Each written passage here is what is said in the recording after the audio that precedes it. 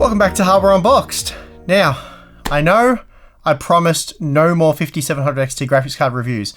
I even promised myself that I wouldn't do another one, but damn it, I had no choice. Okay, so the plan was to get my hands on a few entry-level models from all the usual suspects to create a multi-card roundup so we could finally work out once and for all which of the 5700 XTs priced at or very near the MSRP were worth buying. So I fired off emails to ASRock, Asus, PowerColor, XFX, and MSI.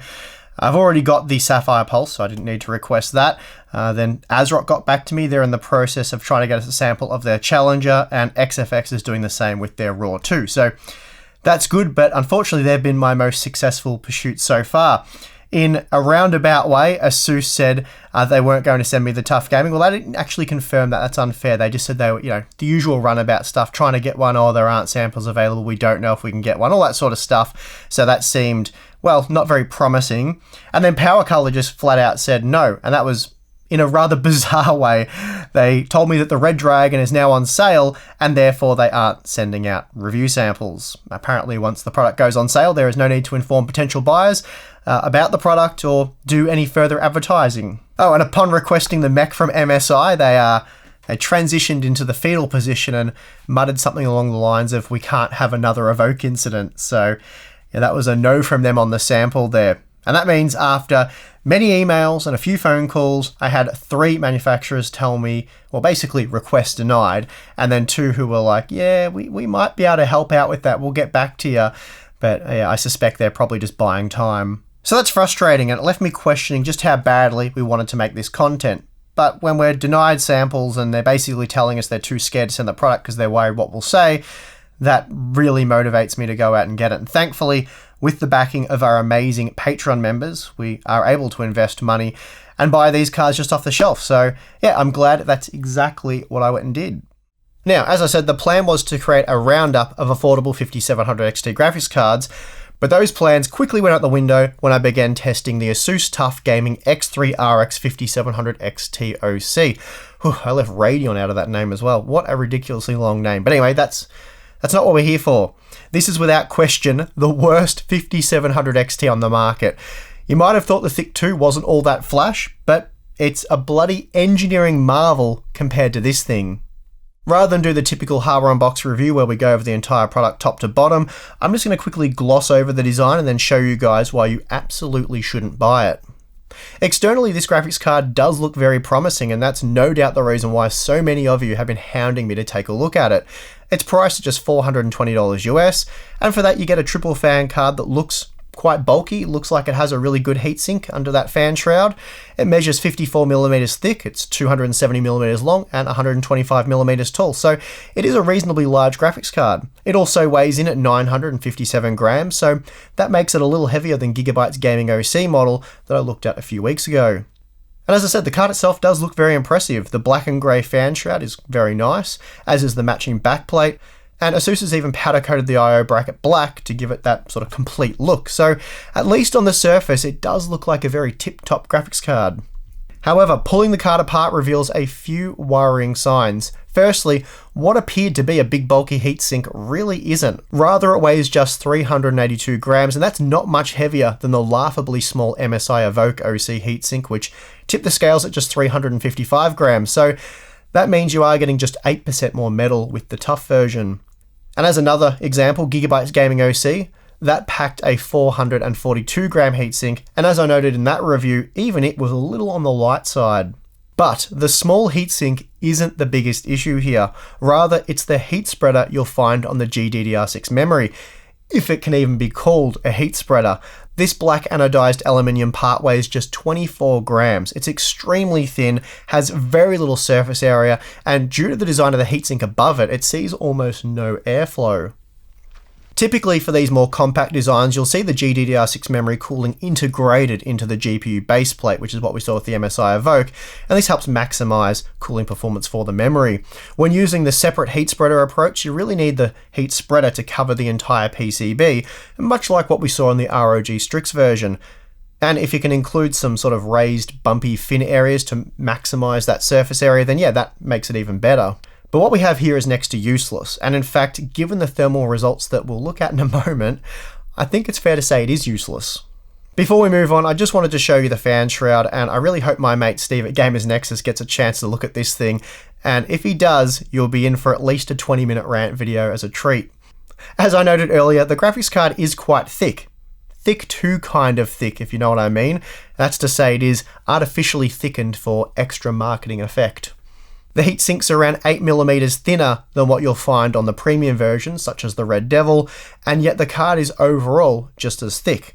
Basically, the shroud is 5mm thicker than it needs to be, and it's more than twice as thick as the version used by the ROG Strix model. So basically, we have a big, bulky plastic fan shroud, which makes the card look quite imposing, but as you're about to learn, it's all show and very little go. Oh, and before we move on to some stress testing, I should probably just quickly show you guys the PCB. It's nothing special, but it's also perfectly adequate for getting the most out of a 5700 XT, so no real issues here. As usual, I started by firing up F1 2019 and left the benchmark on a loop for an hour. And here's a look at the temperatures at the end of the hour. A peak GPU temperature of 76 degrees, it's not great, it's certainly not horrible, but given the 2200 RPM fan speed, it's certainly one of the worst results I've seen from an AIB model. The big issue here though is the 104 degree memory temperature. That's just insane. Most of the AIB models peaked in the high 70s, and then the AMD reference card that hit 86 degrees, which we consider, a bad baseline. So running almost 20 degrees hotter than the reference card is a complete disgrace. The VRM temperatures are also very high, and they're higher than AMD's reference card, which peaked at 76 degrees, and here we see the TUF ran 4 degrees higher, hitting 80 degrees. That sucked, but let's move on to the benchmark graphs. As usual, we'll be testing with our Core i9 1900K GPU test rig. The CPU has been overclocked to 5 GHz, and we have 16GB of DDR4 3400 memory. The latest drivers available at the time of testing have been used, and for this one we have just a few select games to look at. So here we see, despite the horrible memory and VRM temperatures, the actual performance is pretty much what you'd expect from a 5700 XT, and we see that here when looking at Assassin's Creed Odyssey. I guess no real surprises though, given the card's not throttling in any way. Performance in Forza Horizon 4 is also very standard. The Tuf Gaming matched the AMD reference card, and was just 3 to 4 FPS slower than the faster models that we've tested. And finally, we see much the same thing in Shadow of the Tomb Raider, so at least when looking purely at FPS performance, there's no real difference with this entry-level Asus model.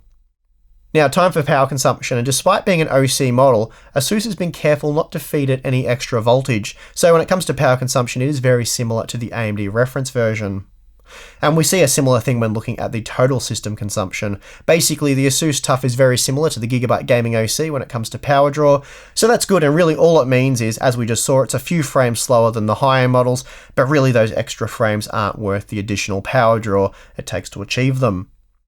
Okay, so let's take a closer look at the issues the Tuf Gaming faces. As I noted earlier, a peak operating temperature of 76 degrees isn't great, especially given the high fan speed. It is a degree cooler than the Strix model, but that result may be technically invalid now, as Asus has identified the issue with that model and will be releasing a BIOS fix shortly. In fact, it might be available by the time this video goes live. Anyway, once the fix is available, I'll retest it, and we are expecting significantly improved operating temperatures and volume. But the Strix model aside, the TUF ran 2 degrees hotter than the ASRock Taichi, 5 degrees hotter than the Nitro Plus, and 6 degrees hotter than the Evoke OC. Actually, the Evoke OC result is particularly interesting here because, unlike the Nitro, which ran its fans at just 1400 RPM, the Evoke OC spins its fans at 2200 RPM, which is the same fan speed we saw from the TUF, so those results are more directly comparable. But what's really strange here is that the Evoke OC managed to run cooler with its smaller heatsink. It ran 6 degrees cooler, has a smaller heatsink, and that small heatsink also cools all 8 GDDR6 memory modules, or perhaps 2 of them, it half cools them, though I think they've addressed that memory pad issue now. But anyway, relative to the TUF, the Evoke doesn't look that bad. Now, moving on, we have the peak VRM temperatures, and here the TUF ran hotter than everything that came before it. This time it was 4 degrees hotter than the Evoke OC and 9 degrees hotter than the Gigabyte Gaming OC. So yeah, just another really poor result. I mean, what more can you say? It was hotter than even the AMD reference card. And here it is, the ultimate deal breaker. I couldn't quite believe it when I saw the GDDR6 memory running at 104 degrees. Not least of all because that operating temperature is well out of spec. Micron clearly states on their data sheet that the working range for their GDDR6 memory, regardless of the data rate, ranges from 0 to 95 degrees, and the absolute maximum storage temperature is 125 degrees. On the Tuf Gaming, we're looking at a peak operating temperature of 104 degrees, which is well over the 95 degrees spec. The Evoke OC, which copped so much flack for its memory temperatures, peaked at just 82 degrees in our testing. I have seen other reviews that reported the Evoke memory hitting around 88 degrees, which is similar to that of the reference card. But even so, worst case, the Evoke is significantly better than the Asus TUF, and crucially, within spec. Lastly, we have the operating volume. Nothing alarming here, though had the card run very cool, you could probably forgive the 50 decibel noise level. But given the temperatures just seen, this is another poor result. Basically, it makes as much noise as the ThiC2, while running much hotter at every measurable point, whether that be the GPU, the VRM, or the GDDR6 memory. That sucked. What's been one of the most hotly requested 5700 XTs for review ended up being one of the hottest and loudest we've seen. I don't really even know where to start wrapping this review up, other than to say, Asus, what were you thinking? To say that Asus has completely cocked up their 5700 XT graphics cards would be an understatement. While I'm very confident they can fix the crippling power usage of the Strix model, which should actually make it one of the best performers on the market, it is still massively overpriced due to a PCB design that has no business being paired with the 5700 XT GPU. As I've said in the past, you can't really charge $460 US for a 5700 XT graphics card. I'd say $440 US is the cutoff. Of course, $420 US is a much more sensible price point, and for that we get the Tuf Gaming X3. Problem is, the cooling solution is woefully inadequate, resulting in the thermal data just seen. What Asus should have done is take the Tuf PCB and put the Strix cooler on it, sold that thing for $430 US, and claimed victory. Instead, they've made a 5700 XT that's so expensive no one should buy it, and then an affordable model so garbage no one should buy it. Right now you can buy the XFX 5700 XT ThiC2 for the same $420, as well as Gigabyte's Gaming OC. And you should probably look at Gigabyte's card if available, but if not, the ThiC2 works well enough. Ideally, you don't want to buy a graphics card that just works well enough, but if it operates within spec for all the components and doesn't sound like a Radeon 7 branded vacuum, then I suspect most gamers will install it, enjoy the performance, and never look back. As underwhelming as the Tuf's GPU and VRM temperatures are, as well as its operating volume, again, I feel most gamers will just install it, see 5700 XT-like performance, and get on with gaming.